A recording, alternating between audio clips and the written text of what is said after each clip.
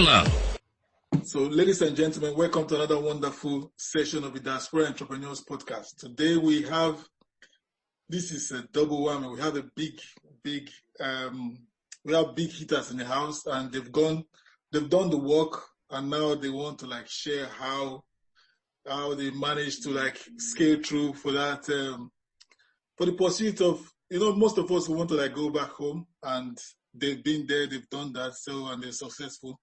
Now they want to share the journey with us. So today I'm having Osaretin Oswald Gobadia in the house, who is the founder of DBA Solutions in Lagos, and it's a building infrastructure provider in Lagos, West Africa. Anyways, so then we have Mr. Chukuka as well. Chukuma in the house, who is an investment banker, an entrepreneur, and the founder of Racecourse Capital. So they live in the US, Delaware, and Dallas, and with Lagos as well. So we have a worldwide conversation today. So welcome, Mr. Osaretin. Welcome, Chukuka, to this house. Thank you very much. Yeah. So, Mr. Oswald, let me start with you. All right. Let's hear a little bit about yourself. Well, I'm a Bendel boy, as you know, from Benin. I left for Nigeria, what is now 15, 16 years ago. Started a company back then called DBA Solutions, which I run.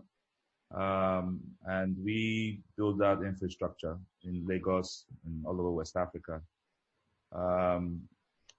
So, as you know, we've written this book, which is really to talk about our experiences so far over the last 15 years. It's raw. I mean, it gives the real journey, so that nothing is missed. Nothing is missing. Great. We'll come back to the book. Mr. Chukuma, Chukuma, coming to the gist. So, how are you? Just tell a little bit about yourself. I'm awesome, Victor. Really nice to meet you and be on the show. My name is Chukuka, as you said, and I'm a Bendel boy as well. I come from Delta State. Been doing investment banking now for a little over 20 years. So I've always done investment banking, but in the last few years, I decided to try out my creative side, and so I'm sort of spending time. With Oswald on the book, but also in film production now. So my core is investment banking. Did that both on Wall Street as well as in Nigeria, in so many different capacities. But for now, I still do that, but I'm still, dabbling with the creative side. Yeah. So, once again, welcome. See, there's so many of us who wants to who've been burnt going to, or who have these stories of being burnt going to do business in Nigeria or in Africa. And you hear so many phantom stories and you don't know. But you guys have come out to share. What inspired this book? So, I think basically what happens in Nigeria, well, I wouldn't say in Nigeria, I would say entrepreneurship. You go through a lot of experiences, right? So as you experience these things, you're like, wow, that story, nobody would believe it, right? If I tell somebody that story, they won't believe that happened. But anyway, that story will make a good book one day. You laugh about it. And you also find that when you give people advice, right? People who are either working or work for themselves, you give them advice about certain situations using your stories. They're left going, thank you. That's really good advice.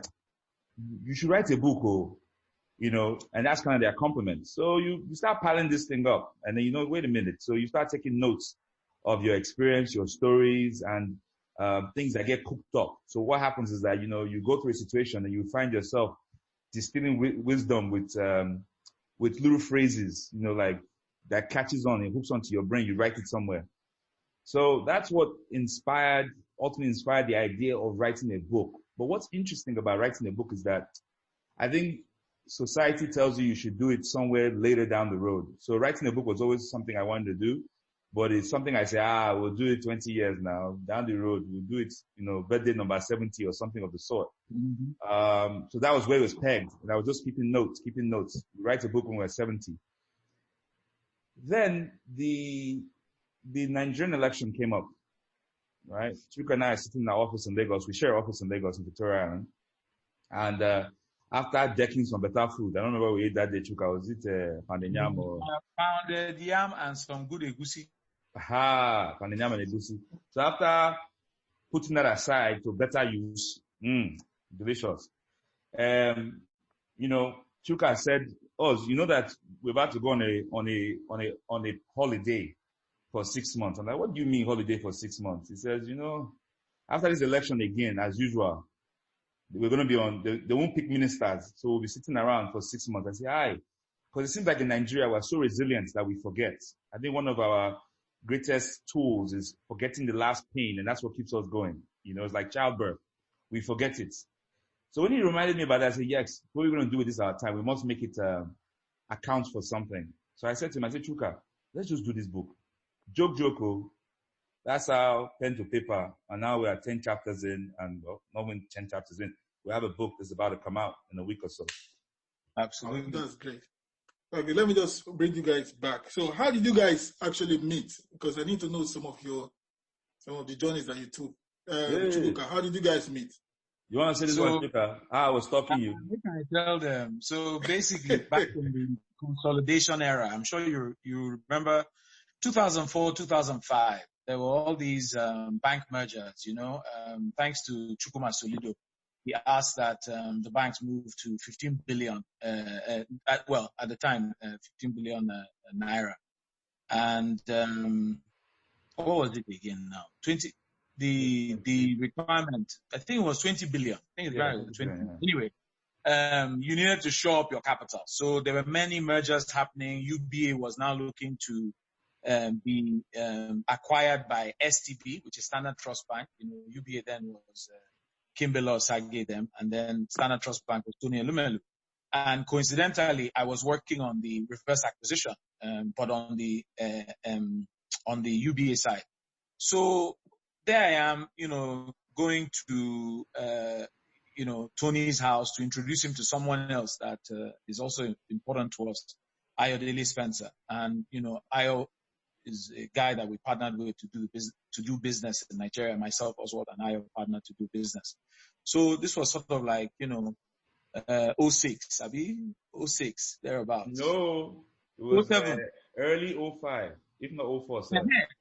Sorry, right at the beginning. Yeah, so early 05. Yeah. Right after the consolidation merger of UBA, what's happening. Late 04, early 05, late 04. You don't know that you won. Yeah, so I went to Tony Olumelu's house with Ayo to say, Tony, let me introduce you to one IT guy I know from America that can really help. And I got there and I saw one guy. I said, who is this guy that's coming from America, right, doing IT?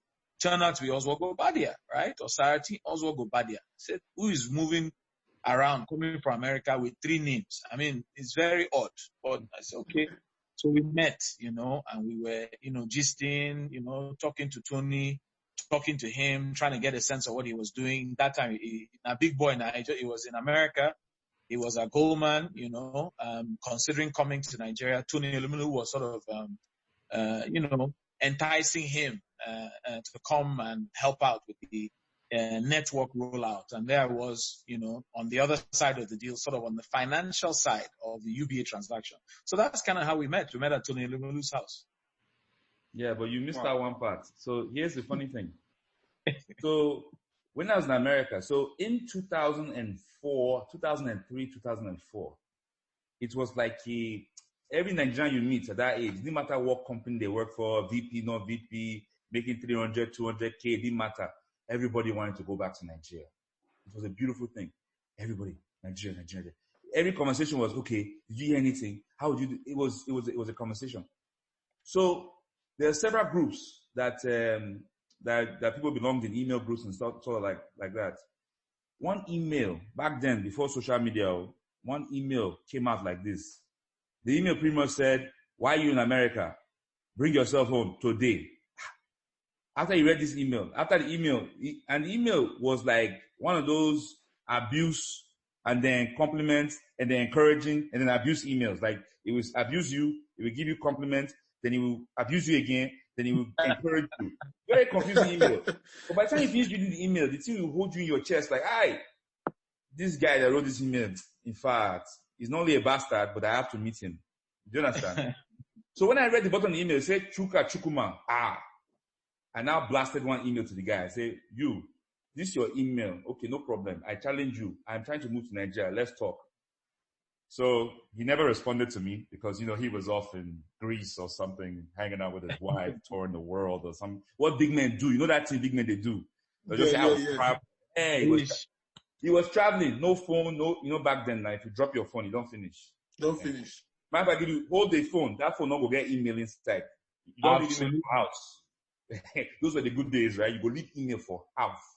Absolutely.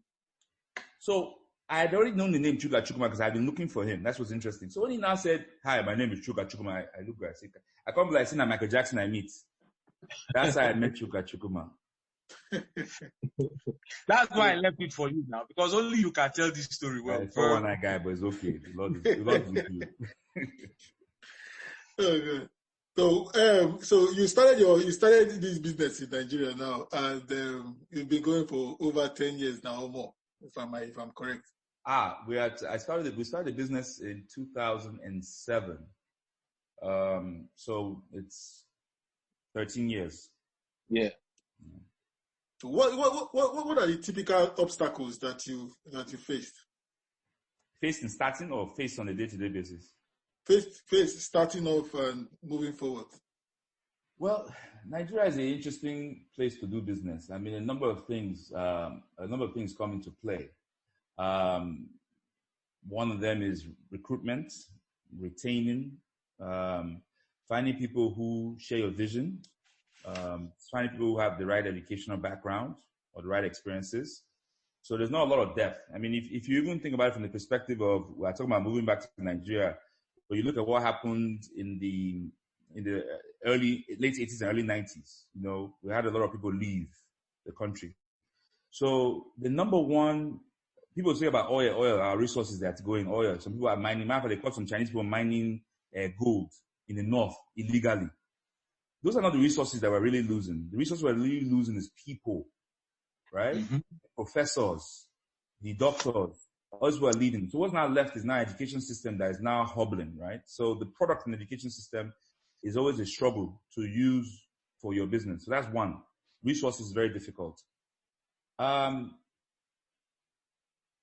lack of certain regulation in place, the lack of certain rules that apply to some and don't apply to everybody is a problem. Chuka, you can tell the story. Well, maybe not tell the story. We'll save that one. We had the one where somebody showed up at our office and said we have to pay TV tax, which should be funny to you because you live in London and the TV tax, that one is for BBC, license. Right? Yeah. So what is Nigeria TV tax going to pay for? What's that going to support? NTA. Abi? Yeah. Okay. Yeah. So just imagine somebody at your door trying to shut down your office because you haven't paid TV tax. With 6 area boys, 2 police, and a bunch of other tax. Yeah. So there's a evolving landscape around regulation, around rules. There's rules that are announced nationally, but then an agency can say, "Oh no, we're not doing that. We're doing something else," which gets confusing. Clientele, dealing with customers can also be interesting, but these things grow you. It's a very, very amazing place to do business because it's like a live MBA. Every day is a business case. Every day. I mean, if you look at things like FX, where else, do you have your receivables losing value while you are waiting for it? It doesn't happen too often. There are not too many countries. If there are, you count it on your hand. Nigeria is one of them. You can be waiting for your receivables. It doesn't matter if it's $1 million, $2 million, $300 million, Naira. It can be losing value as you are waiting for it. So it's an amazing place where you constantly have to stay on your toes, and it really trains you for interesting abilities, we should say.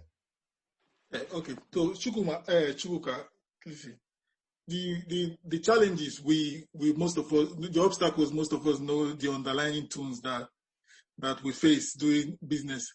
Are you talking about, no, let's talk about the challenges now, tech challenges that are currently happening and how you guys manage to scale it, because we want to go back, and that's some of these things that you guys have gone through that we don't need to like reinvent the wheel. So the challenge that you guys saw tech-wise, maybe man-made, some of them man-made, like the TV tax thing. Now those are man-made regulations to like remove something.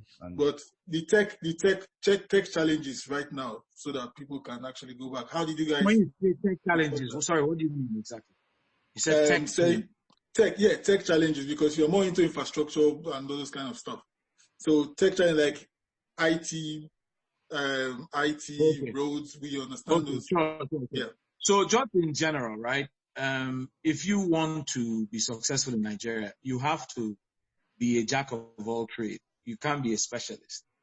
And the reason for that is because you have things like power, that itself is a living, breathing organism that is fighting you every day. And what do I mean by that? The grid cannot support the entire country, which means that your first power source is not the one you're getting from, from the grid, right? From the national grid. Your first power source is your generator. Your second power source is some kind of alternative power solution within your house. So whether it's, they call it a UPS or an inverter or some kind of battery-based system. So those two are actually that critical infrastructure you need to build, whether you're in a house or in a business, right? And you got to understand it in great detail, because it will fail you or make you. That's the first thing. Then you have to figure out which one of the many services in terms of telecom infrastructure will deliver, especially now. Look at what we're doing. We're all, doing this interview, but we're in developed countries, right? So if you're doing this in Nigeria, a couple of things can go wrong. Either literally the electricity goes out, or the bandwidth isn't sufficient because you have shared network, and it just lends itself to a situation where you can run into a lot of problems because you don't have enough bandwidth, right? So you claim that you're working on the cloud, but if you're in Nigeria, you know better than to run only on the cloud, because if power goes and or your internet goes, all of a sudden your entire office that was built on this fantastic cloud is not worth anything, right? There has to be an online, offline solution that, you kind of work through. So you still do archaic things like backup data locally, because those data on a weekly basis, you may need to reach out to it to reach that receipt or that invoice for the client. But if you put everything online and the light goes out because you built it like you thought you were living in America, then you're finished. The other thing is, in Lagos in particular, if you were to do a movie about Lagos, traffic will be a character in the film. It's a thing we, in London, we talk about weather all the time, right? So London, people always talk, the weather, is it going to be sunny today? There was a little bit of, it's always a conversation starter. In Nigeria, and especially in Lagos, you will talk about traffic. And so it affects your planning. Everybody is, a lot of times people are late for meetings because, can you imagine the traffic was a lot today? So some of those critical infrastructures can make or break you. And building a solution, leaving, if you want to go for a meeting that's 15 minutes away from your office, you have to go 2 hours early. Otherwise, you may not get there in time, right? So it's better to be 30 minutes or 40 minutes late than to be an hour and a half late and then telling everybody that there was traffic. So some of those things are very critical. Great. Can you give us just one typical example that you actually went through? Just one. Just remember. There are too many. So imagine you have a bid submission for a major transaction. And unfortunately for you, this is in the height of rainy season, April. Now, the kind of rain we have is similar to the one that happens in any tropical zone. It's torrential. It's literally cats and dogs falling. Mm-hmm. The traffic is, as they say, bumper to bumper. And you've got a submission for, a $200, $300, $500 million transaction where you're raising capital you're pitching to raise capital for a company, and they say, please submit your bid by 5 p.m. on one of these Fridays from hell, that the traffic is amazing. You will, to make that pitch, you will have to get out of that car, which Oswald and I do all the time. We have tons of, terrible stories about, getting on an Okada, which is the bikes, or getting on the keke, which is the three-wheeled motorcycle, like they have in a three-wheel rickshaw that they have in India. Yeah. And we get on it, and unfortunately, we get on it with a guy who has just drank something called monkey tail, which is a locally concocted drink. And all of a sudden, ride on two wheels. No, this is the real story. I know now. And all of a sudden, Osman and I go from, we need to submit this bit, to, oh my God, Chukuka, we're going to die. Send a message to your wife. I'm saying, you send a message. He's like, no, you send the message, because both of us are holding on. Nobody has hand to even, send any message. And this guy is on the sidewalk, trying to hit people, trying to do all kinds of stuff. So that is a typical day in Lagos. But Oswald, he was driving on two wheels. Don't mind Chukuka. Chukuka was afraid. Me, I brought up my camera. I tried to tape it, because nobody will believe this. The guy was trying to drag Kekemawa on two wheels. Lord help us. Okay. It's funny. So, just to add on to what Chukuka said, generally people who want to move back to Nigeria, you have to plan for the unexpected. You have to take the unexpected as the potential expected, right? Where you could have 3 power solutions all fail, and you're going, wait a minute, I had 3 power solutions. So you have to have a backup plan, and it ultimately teaches you to look around corners. You're looking around corners, 5 corners down the road. If this one fails, then I'll do this. If this one fails, for instance, a Friday, going to submit a bid on a Friday, on a raining Friday in Lagos, is like when you're first told to submit the bid on Friday, you should try to submit it on Thursday. Friday, there's a number of things that happen on Friday. Friday is multiple prayers, is when the prayers are really serious for Muslims. So that kind of shuts things down and blocks things up. And if you now add rain to it, forget it. It's just like also simple things that it's like you really need to do an analysis. Like, okay, tell yourself you want to submit a bid on Valentine's Day in Lagos. You won't make it. There's no way. You wouldn't have known that Nigerians were lovers, but Valentine's Day in Lagos, the city shuts down. Yeah, but shuts down in traffic, as in people are stuck. So you do things like, I'll give you an example. One of my ways of solving traffic is my apartment is walking distance from my office. As in, forget this. Okay, traffic today. I'll just start walking home. So those are the kind of things you have to think about in a relocation to Nigeria. You have to plan, and ask questions. So you don't just jump the gun and say, poof, I'm going, because. No, don't just carry your bag and just start coming. Because, one of the critical things that I realized very early on, because as Chukuka was saying to you earlier, my very first gig was at UBA. So UBA actually brought me into the country. So that's one of the things you need. You definitely need soft landing, right? But if you have saved up a lot of earning money, and you want to, as part of your business development, you've done a lot of research, and you want to come to Nigeria and start a business on your dime, then you better plan a little harder, because you're not going to have that, as like the phrase says, soft landing. So it actually helps you to, you're working with somebody, you're delivering value to them, but you can use that period to also do additional research that you couldn't do from America, right? You couldn't do from London, because you're not there every day. You now start saying, okay, if you turn left, that's what happens. You turn right, that's what happens. So you get a sense of your bearings while on ground. So soft line is very critical. So you need to understand that, be it that where you're coming from, you are the number one, whatever you do, don't forget your support structure where you're coming from, right? So if you're in London and you are the number one professor, don't forget all the assistants and associates that assist you to create your material and your research. Don't think you're just going to port yourself to Nigeria and then immediately be that person. Don't get me wrong, the capacity and the ability will always follow you, but you didn't forget your support structure, because when you get to Nigeria, you may not have that same support structure, right? So that's the critical thing that in that transitional phase that you have, that you think about.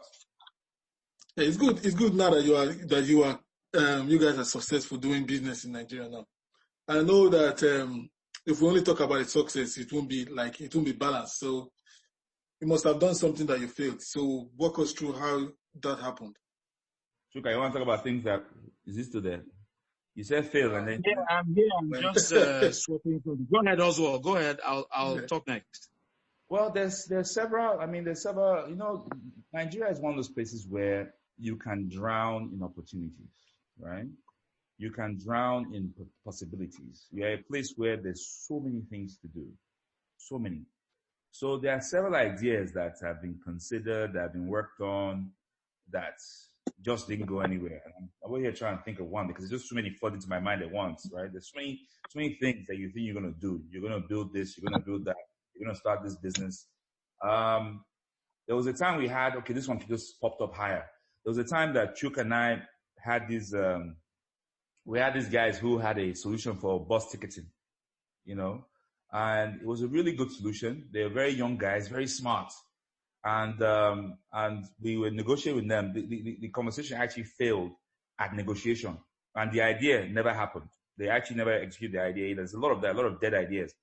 But I think if we had partnered, if that conversation had worked out, then we would have given the right guidance to help them deploy, you know, that idea. And that idea is like right now it would work perfectly because there's a few banks I know that are actually looking to invest in that kind of idea because they see it as, you know, obviously it's already done other ways. So, you know, in Nigeria, sometimes you see things as the future, but all you have to do is just travel and see that the future is already happening, you know? So when you are working from a Nigeria perspective, you make statements like, oh, I see it as the future.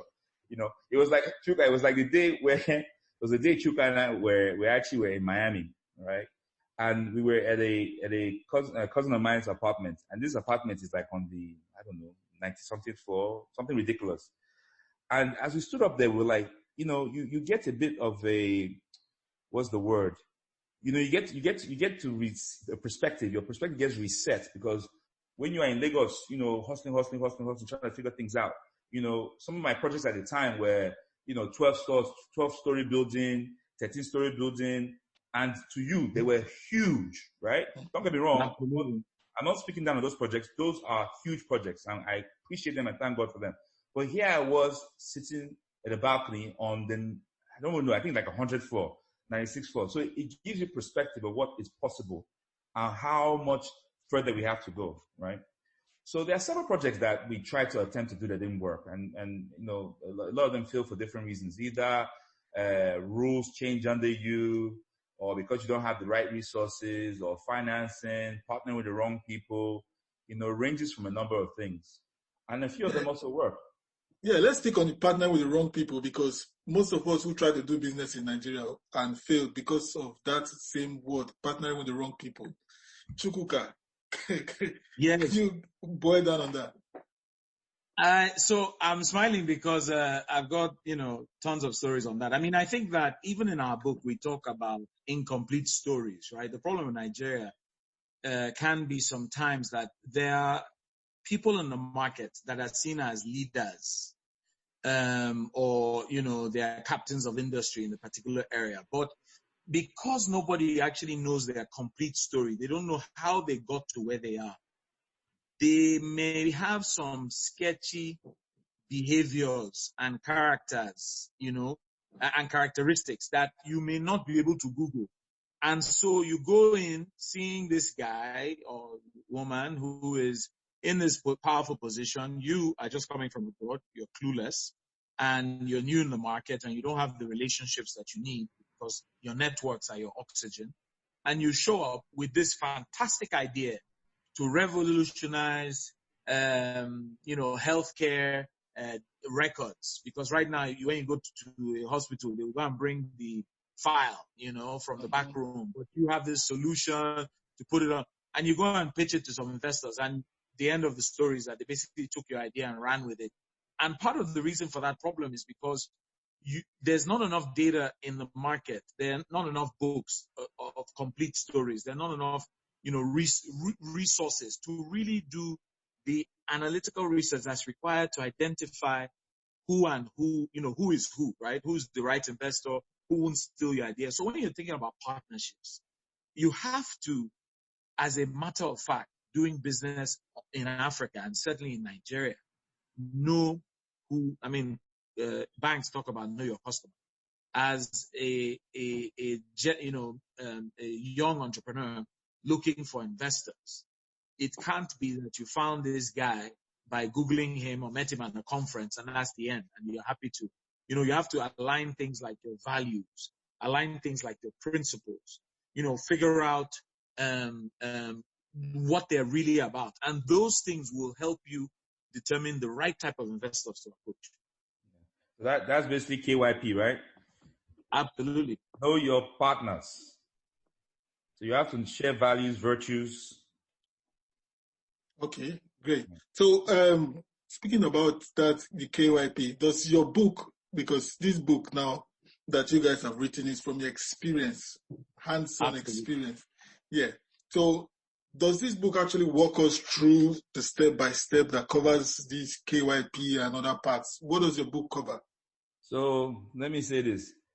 When some people read this book, Chukuka has to move to which island? I cannot mention the island because they'll be able to find me. Yeah? That's the whole point. That's why I stopped. I was going to see if you fail and say the island. Right? Can't fail. So Chukuka will have to relocate to another place. You cannot do it again. So to describe the book as per your question, I would say it this way. Somebody said this to me the other day. They said the book tricks you into learning something, right? So the book is basically what you're experiencing right now. Is me and Chukuka discussing, telling our story and having a conversation about it in real time. And then the lessons about our steps. We moved from America. We both had great jobs, right? We came to Nigeria because we were passionate about Nigeria. I was starting business in Nigeria and why we started a business in Nigeria and some of the experiences we had along the way. And that's why it's called, a journey, right? A journey in African entrepreneurship, right? Because it's actually journeys, because it's two journeys, and that's one of the things that is quite interesting about Chukuka and I both writing the book together, is that we're actually telling two different stories. Our experiences are quite different, right? He came in, became a big time investment banker. I mean, people go look at the man's LinkedIn. He acts so humble, but the guy was a super oga, right? He investment banking. I came in and do IT transformation work. Interesting enough, both in the banking sector, but very separate worlds. Very different. And then how we both transitioned, and there's a lot of growth. The book talks about a lot of growth. You see how the friendship evolves, how there's change in position of who does what and who does what in the friendship. And then how all that interacts with Nigeria. So the idea of how do you pick a partner, or understanding who are the type of people you should partner with is very evident in the book, but you have to absorb it. It's not going to be there in like, one, make sure the person they brush teeth. No, you're not going to get that, right? But you'll get a sense of what a true virtuous person is, right? And understanding that, look, people generally show themselves. It's just that we don't pick up on it. You come in Nigeria, you see the guy has a fancy car. He lives in the best part of the neighborhood. All of a sudden, wait, that must be a partner. The other things, does he go to church? You don't know. Does he love his wife? You don't know. I mean, not to say don't get personal, but I'm just throwing things out, right? So what do you know about the person, right? What do you know about their story? So Chukuka kind of hinted at it just now as an incomplete stories, right? If the story is not complete, where somebody tells you their story. I woke up on Wednesday and then on Friday, I'm a millionaire. You're like, wait a minute. Say the story again. I woke up on Wednesday and on Friday, I'm a millionaire. Sunday, I'm going to do Thanksgiving. Wait, slow down, bros. What happened on Thursday, right? So if they can't tell you what happened on Thursday, that should be a hint as to go and find out what happened on Thursday, because you know what? You can be the next Thursday. Now you are the next Thursday. So that it's all there, right? In a sense that you have to really embrace it to understand the things to look out for. And that's on the front end. On the back end, you've got things like that we haven't even gotten to. So we've just started the journey of legacy, right? Where you're thinking about how you mentor others, how you need to, find mentors yourself. We talk about, what projects are you going to do that people remember you for? We're trying to make heaven, so that's important to us. But at the same time, when you look at the way in which the challenge with drawing an entrepreneur graph in Nigeria, especially, but other parts of Africa as well, is that you don't have anyone that you can say on day one, as Oswald was just saying, he started this, he did this, therefore I will do myself. So what our kids do is they say, okay, I want to start a business. I want to do something in the tech land. So let me go to the bookstore. So they get to the bookstore, but our tech heroes today are yet to write stories, because the concept of writing a story in Nigeria is still 80 years old, 70 years old, or I've made billions at 45 or 50, then I write a book. But the truth is, you can write a book, as you eloquently said, about failure. You can write a book. Our book is called In Pursuit, Journeys in African Entrepreneurship. Why In Pursuit? Because we are still on the road. We are not anywhere near where we want to go. But we're journeymen, we did go, right? The story is still ongoing, but there literally is so much left. And then the other part that we thought was very interesting was, and important was, who should you be looking at as your role model? Who should you be trying to be like? And reframing that within the context of values, success, because you know how before they used to say the only thing that mattered about a company was profit. Then the whole ethical investment came to the world and environmental issues and stuff. And then they now started saying, no. If you're just making money, but you're selling drugs to children or you're doing tobacco, that's not good enough. We want you to be, socially conscious. So a Tesla, for instance, is doing better and has better growth prospects today than maybe an Exxon, right? Because nobody wants to be destroying the environment. So likewise, we're saying, as you look for entrepreneurs that you want to model yourself after, don't just Google richest people in Nigeria, because I don't know who they are, but I'm saying they may not fit all the value systems that are yours, right? So you sort of have to maybe lower the scale to the next level of rich and still meet the criteria of, following God and doing things properly and not, right now COVID is on, right? So a couple of millionaires and billionaires are going to come out of this COVID crisis. But did the person do it as a result of selling, one masks that they bought in Wuhan and shipped to Lagos, and then they were able to sell, they bought it for nothing, or they even dashed them they got given those goods that were supposed to be destroyed in Wuhan, but they brought it to Lagos and they resold it and made a lot of money? Or are you the one that owns a pharmacy in Lekki in Nigeria, and you are, selling vitamin C? Like last week you were selling for 500 naira a sachet. This week you're selling for 5,000. I guess you've hammered. I guess you've done well, but within the context of what we're discussing, Oswald and I would not think that you rank very highly, because as a result of your gain, many people have suffered, right? So that's not necessarily the type of entrepreneur that we're promoting. Wow. That is because there's so many, like as rightly said, there's so many incorrect stories, incomplete stories. Yeah, where you just hear today, tomorrow, this guy is like a millionaire, multi-millionaire, and the next week he's broke again. So on that context, how would you look at the entrepreneurial landscape in Nigeria right now, in Africa? Would you encourage someone in the diaspora to like dip in? Oh yes, please. All are welcome. There's so many problems. Entrepreneurs are problem solvers, right? So entrepreneurs are people who take calculated risks, right? So you take a risk and you measure it out, and then you come and solve a problem. So there's so many problems: healthcare, distribution, manufacturing, technology. Every sector in Africa needs people who are coming to find solutions to and deploy them. We can't depend on the public sector, so the private sector has to take a lot of the load of developing the continent. And we also shouldn't depend on multinationals coming to do it, because that's what's happening, right? We should take the risk ourselves and invest our resources in solving this problem. So we definitely think that people who have great ideas and the capacity to deliver on those ideas should be rushing back, right? It's a difficult thing to do. It's not for everybody as well. It can give you PTSD if you don't have a balance and you don't know how to find your roots, your square roots, as they used to say. If you can't find your square root, that thing will turn you around. You know, it will turn you around and useless you, as some will say.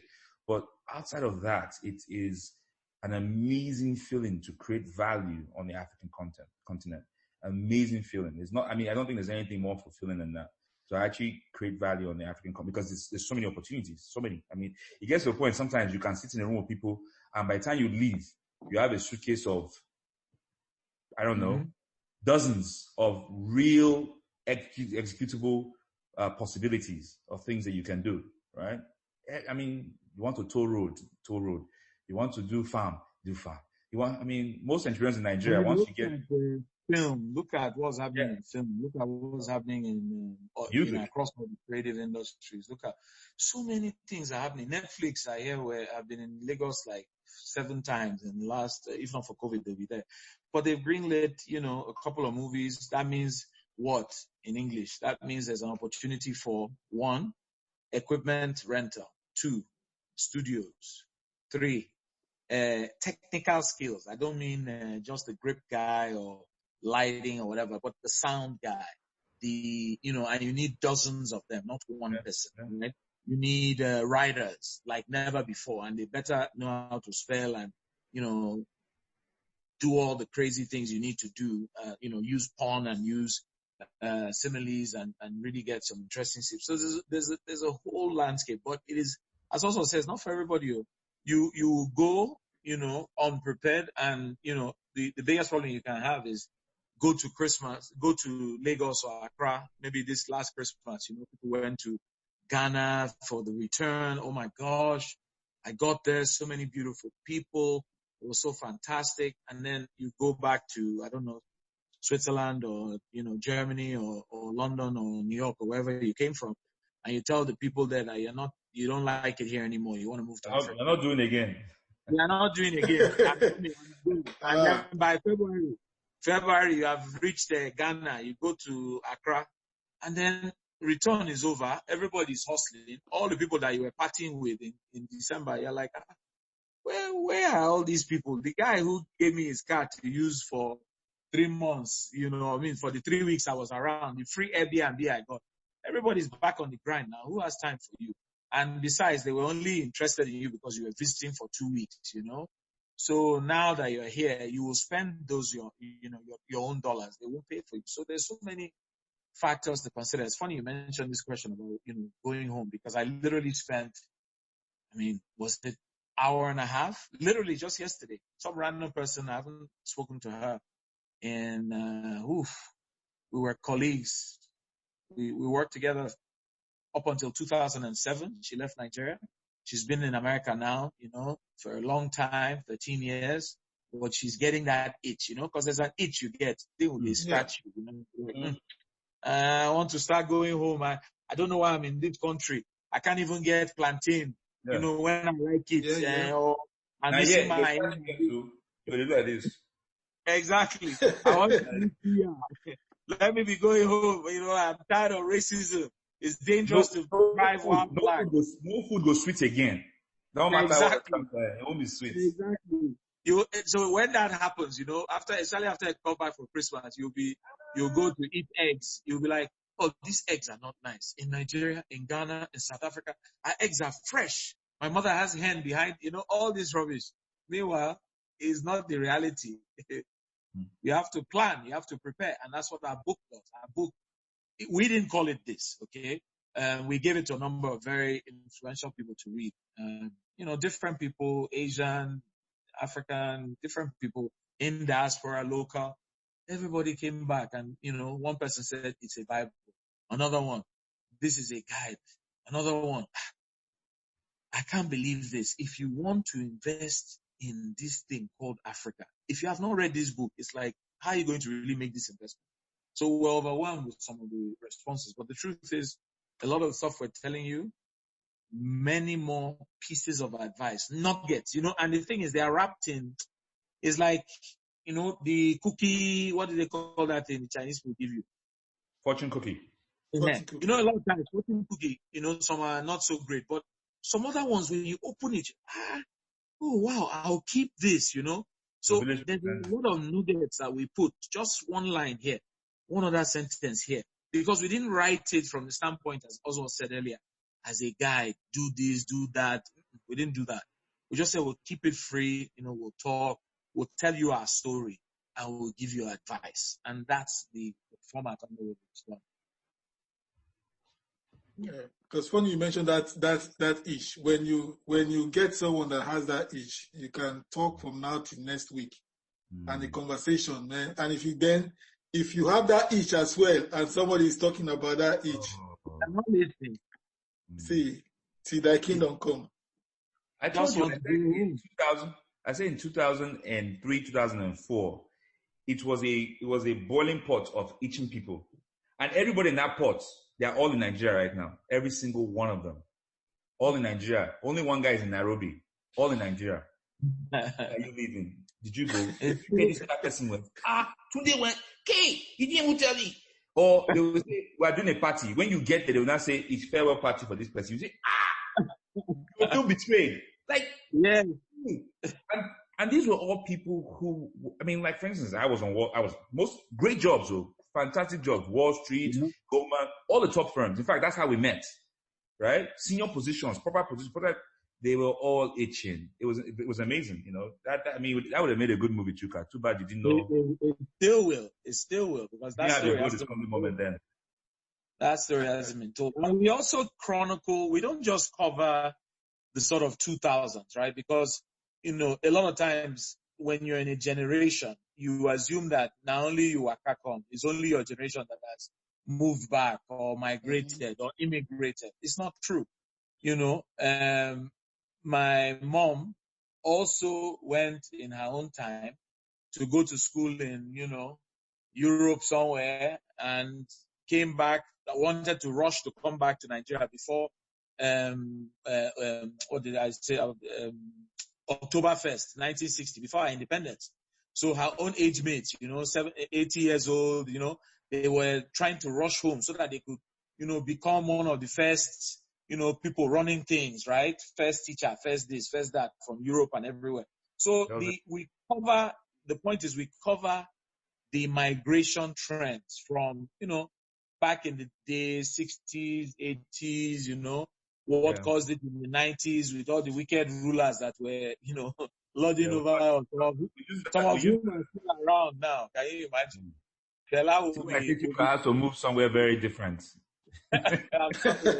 When he's talking like that with his eye open on a recorded TV show and pointing finger, you move to that special island. So Chuka and I had lunch with a professor in DC a couple of months ago, and the guy told us a story about, very decent guy, very, very decent guy. One of those professors that a lot of Nigerians know, because a lot of Nigerians passed through that school. Chuka and I posted pictures with him. Come and see action. You met professor. Like we didn't know we met Michael Jackson, So the guy told us about when he finished his thesis paper for his master's. He said, when you finish the paper, what they used to do back then, you would just pack all your bags, leave the stack on the table with a note telling your best friend who has not finished his own, I don't go. Please help me submit it. That was the rush and the fervor people had for Nigeria back then to get home very quickly. And this was 70s, Abi? Yeah. Or 60s? No, 60s, 70s. 70s. Yeah. That means this thing is a natural instinct in all of us that came from that in the diaspora to just like one day we need to like go back, and if you find if you have that itch, you need to like let it go. You need to scratch it properly. Yeah. If not, absolutely. That's why, people find different ways to do it. They find projects, they do, there's some doctors that have clinics in Benin or Lagos, and they just kind of run it remotely. People find different ways to feed that or scratch that itch, So that's how it goes. Yeah. So, one more thing. Why did you, because the last time we chatted I asked this question. why did you guys decide to like share this story? Because not everyone would. You can just chill out, but not everyone would. But why did you decide to like share this? Just to say, I mean, we are givers, right? We are givers. We mentor, we help people, we have different foundations that we're part of that we help to support people with. And we honestly come from very humble backgrounds in terms of our parents and our training. So with that kind of demeanor, we honestly feel like the only difference between, somebody today that's Nigerian, that's successful, and somebody today that's Nigerian, that's not successful, is really opportunity, right? Because our people are smart, our people are hardworking. Africans want to do well. Nobody wants to be begging and looking for aid and all this. They want, but the opportunity is not there. And so, to whom much is given, much is expected. So, when you have been fortunate, and it's just fortunate because if I had a twin brother and I was, I didn't leave Nigeria, maybe the person left, maybe they too would have also had the opportunity to work in Wall Street and do this and do that, right? So we just felt that, okay, we've gotten all these fantastic accolades and, CV builders. In the early days, you're building CV. Once you come out of that racket and you're now looking at what you want to do, yes, to feed your family, but also you're thinking of impact, you're thinking of legacy, you're thinking of other people's children, right? Somebody that is, 20 years old, 18 years old, 21 years old. What can we do now to help them not make mistakes we had and give them rare opportunities that will propel them to the next level? For all of those reasons, we said, you know what? We have to tell our story, because if we take the typical narrative is, one, you have blown, you've made a lot of money, and you want to tell everybody about it. No problem. Two, you have, you are 80 or you are 75, and you don't know how many more years the Lord will give you. But this 80th or 75th birthday, people must know the 1,000 friend circle you have, your children's friends, they must know what you did, so that at least for, when you go to the afterlife, they will be using it to remember grandpa. Dexterity. But for us, even before that, while we are alive, and we still plan on, doing another one when we are 80, because that's a different story.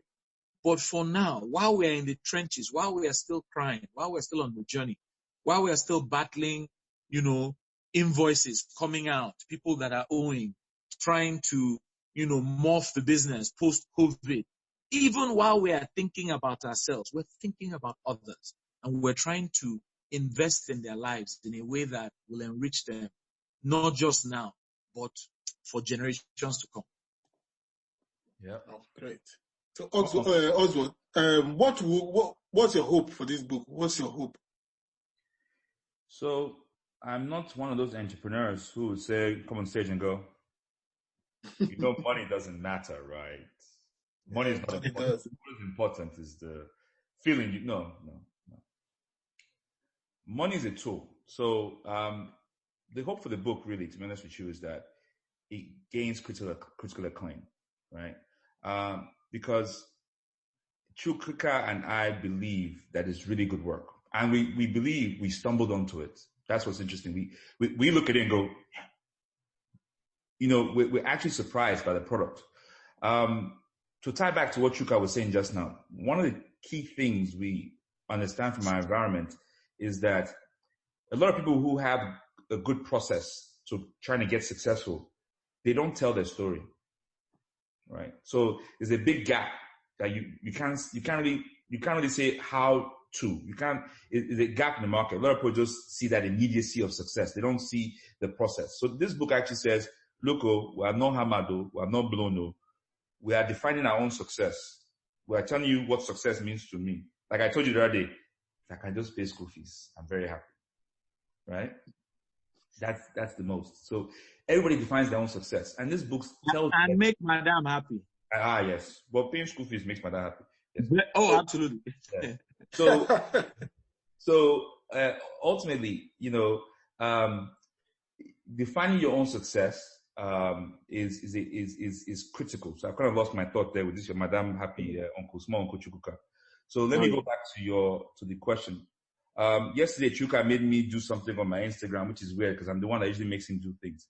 And then when I was retyping my profile, I said, prior before I said I'm an aspiring farmer, which is something I want to do. I want to move my life to farming. I've started already a bit small. And then I said, before I used to say I was daydreaming of being an author, which I can no longer do because I'm now told that I'm an author. So I've added a new description there, best-selling author, right? Because we believe this is content, right? Behind the fact there's a commercial side to this book, we believe this is content that will actually help a lot of people. And it's almost at almost every level, right? Because we've tested it. If it's the young person who's sitting in the office right now thinking about how to be an entrepreneur, it will help them. If it's somebody sitting in London thinking about how to be an entrepreneur in London or in Nigeria, it will help them. If it's somebody who wants to invest in Nigeria, it basically has something for everybody. So one of Chuka's and I's best concerns right now is how do we get this book to as many people as possible? And how do we push it out? Because we feel there's something in it for everybody that will help them in one way or another. Either you are 25 or you are 75, there's something for everybody. So our dreams and hope is that a lot of people get this book and they read it and they enjoy it. Oh, great. The best way is the word of mouth. But no, absolutely.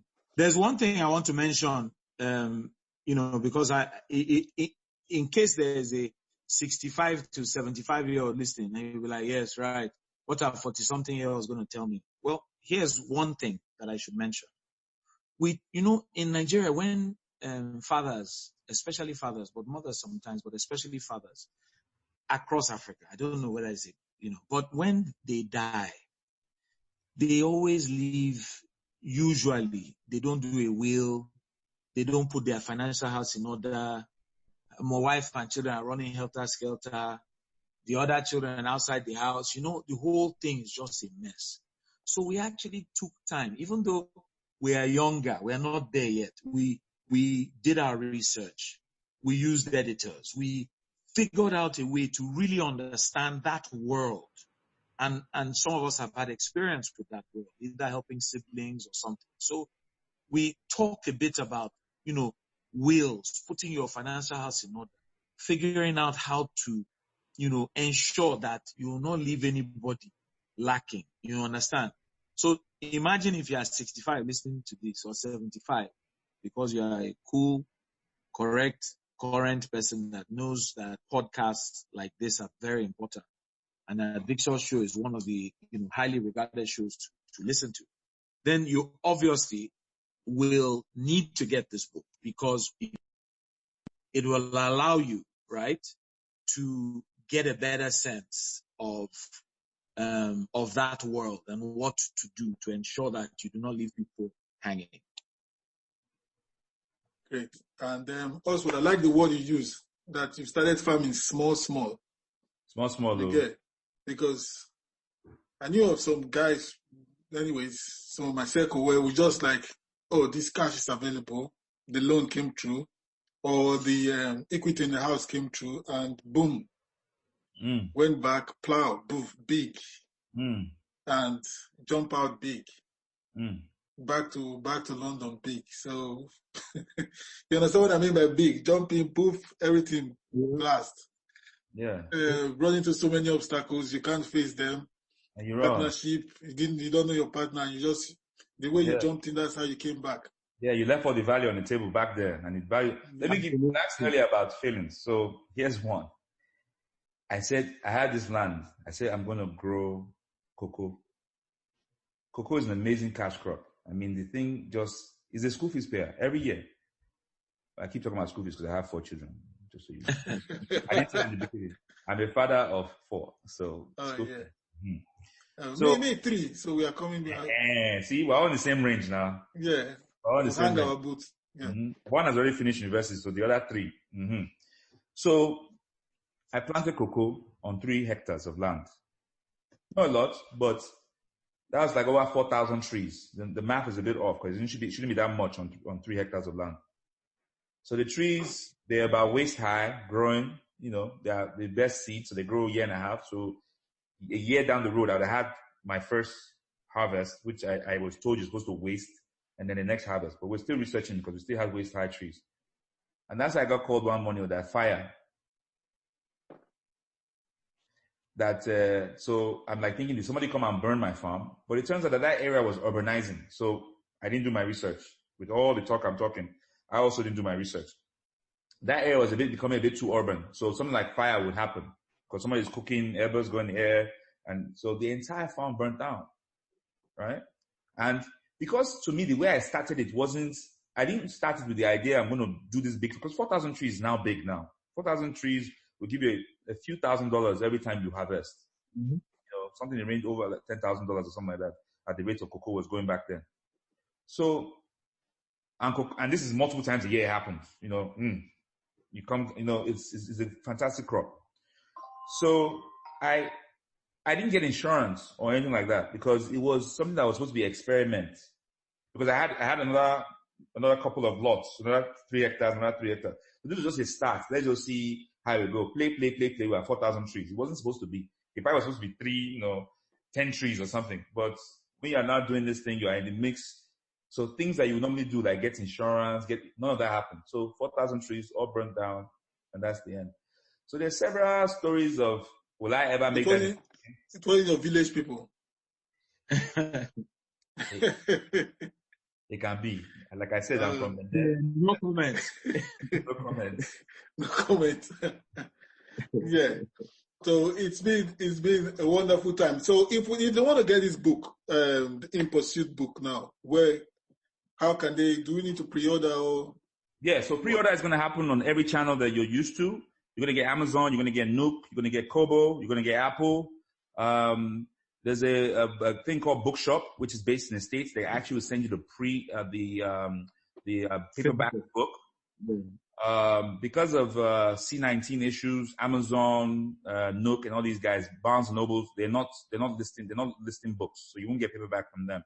You may be able to pre-order from them, but you won't get the paperback for a while. But Bookshop, we'll have all this on our website, which is inpursuitafrica.com. We should have that by the end of this week. All the details for ordering, and within the week or so, it will go live, and we welcome the world to buy this book. So you can order straight from the website. That's correct. Well, yes, the website will take you to all the platforms. So every platform you're used to. If you have an iPhone, then you go to books. If you do Kindle, go to Amazon, and so forth. Yeah, and we'll have a solution very shortly, also available for folks in country, in Nigeria, and so we're constantly expanding on the distribution chain that is available in Africa, because we know everybody else is fine, but obviously in Africa there's some issues sometimes. Sometimes there's issues with cards. Local currency payments don't work, sometimes issues. So we're working through all of those. But as Oswald said, everything will be on the website. So if they go there, it's available to be bought, pre-order, and you get it.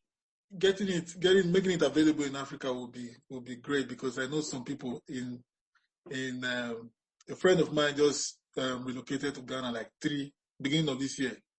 Okay. So and a book like this would be a great companion. Like, oh yeah, so they went through this. I'm going through this right now. To be a great companion to them. And going to do business in Nigeria, sometimes you feel like you are the only one the whole world is coming against you.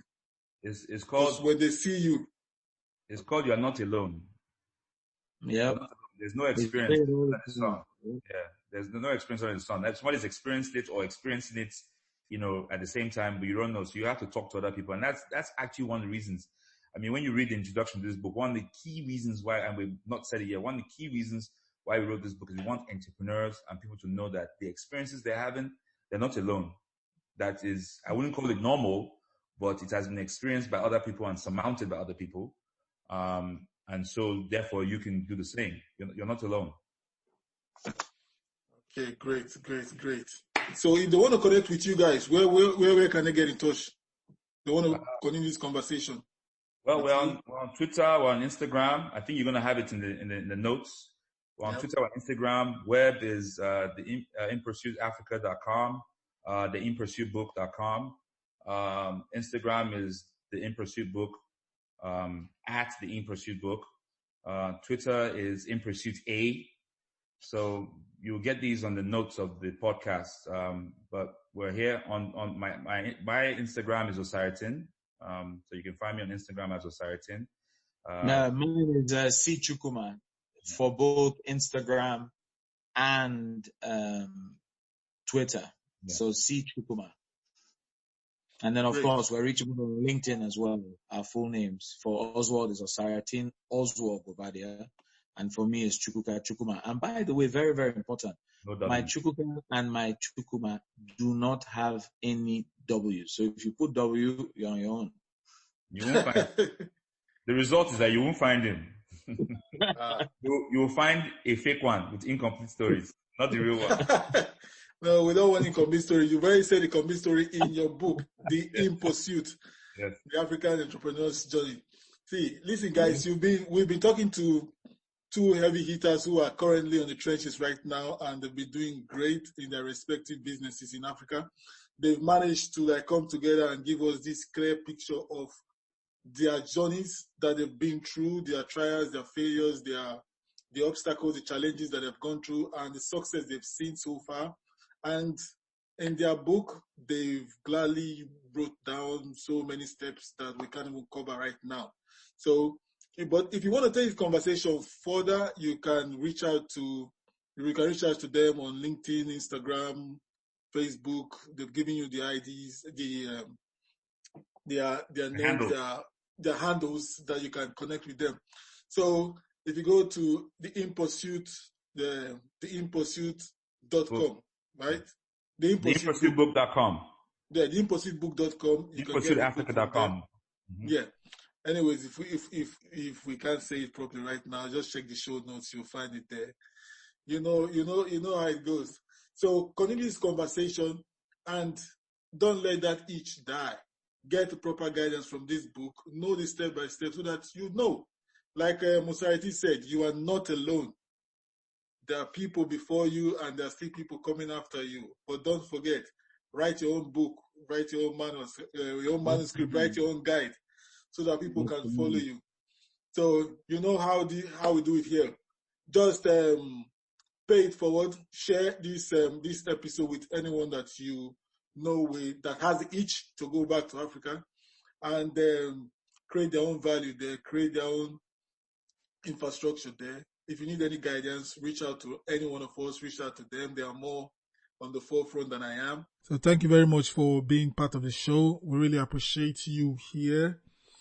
Listen, we all have ideas and visions of how we see our lives, our enterprise.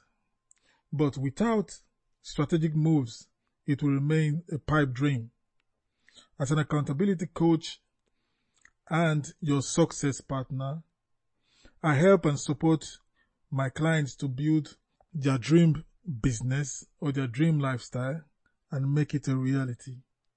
So talk to me today, no matter how crazy your business vision is or how crazy your ideas are. We can build structure to make it a reality. So send me an email or click the link below to talk about your ideas now. It is your dream. It came to you for a reason. So be responsible because the world is waiting for you to act. Thank you. Until next time, this is Victor Osio. Be great.